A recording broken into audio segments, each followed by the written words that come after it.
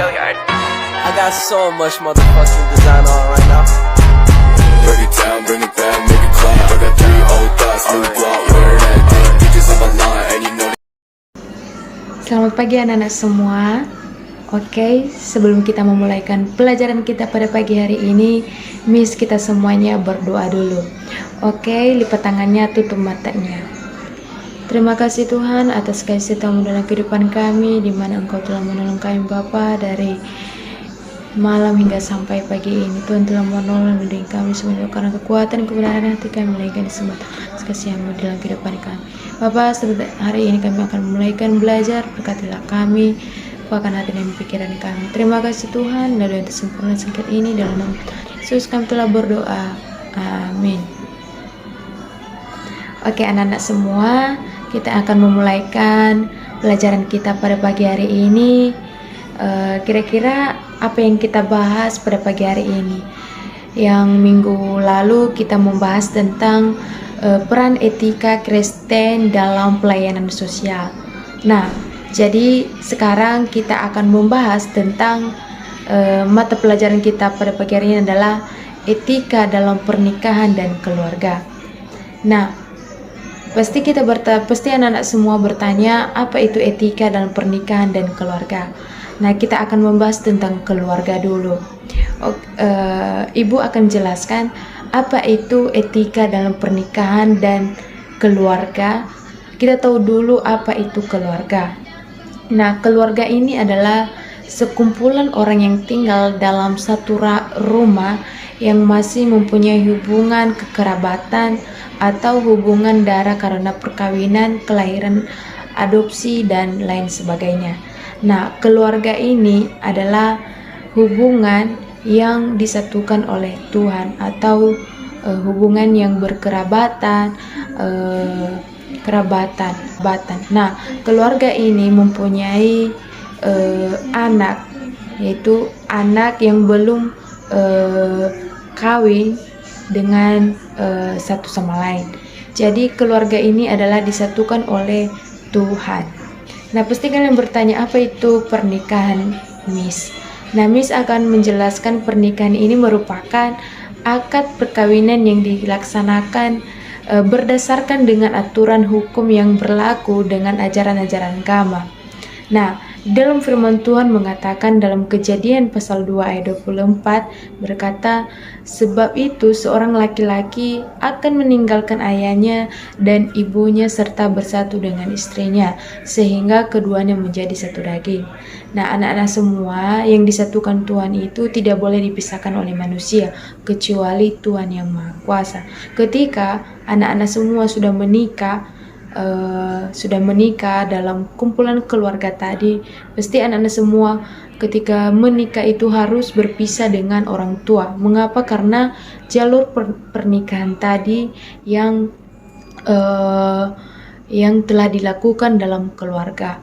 Pasti jika anak-anak semua nanti kalau mau menikah, pasti kalian akan meninggalkan orang tua kalian. Kalian bisa hidup bersama dengan suami kalian.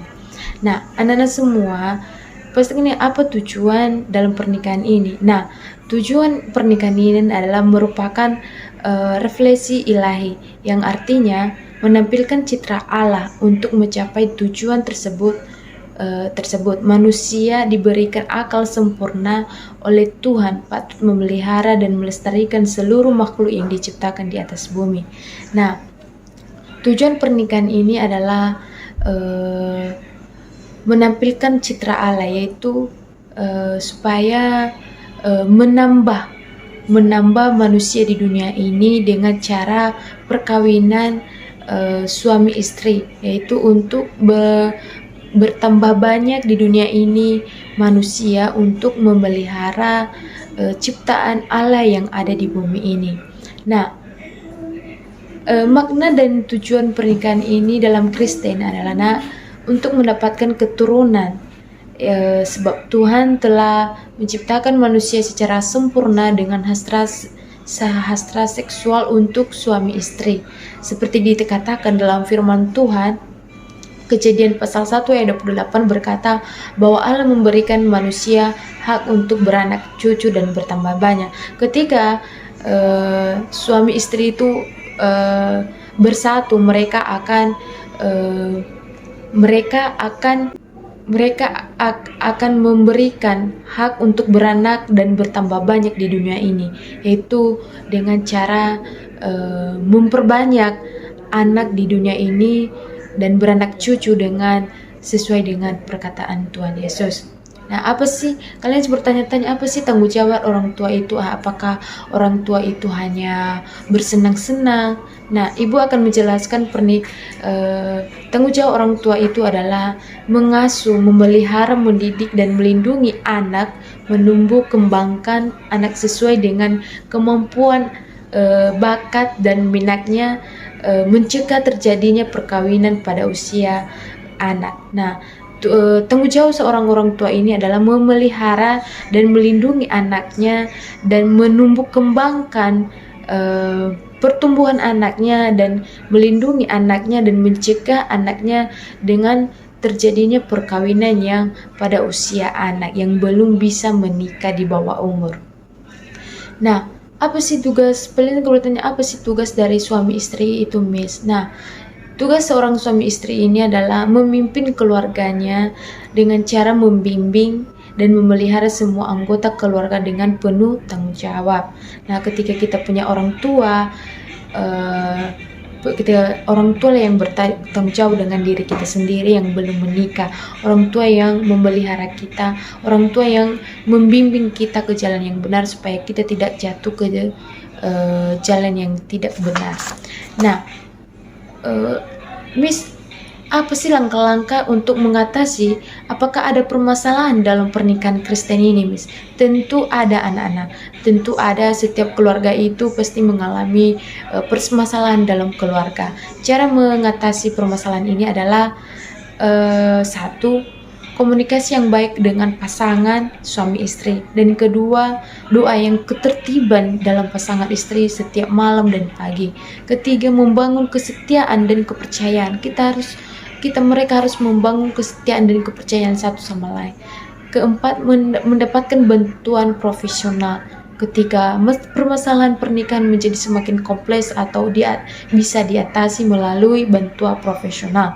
Nah, kelima, mengasah keterampilan komunikasi dengan pemecahan masalah bagai pasangan suami istri.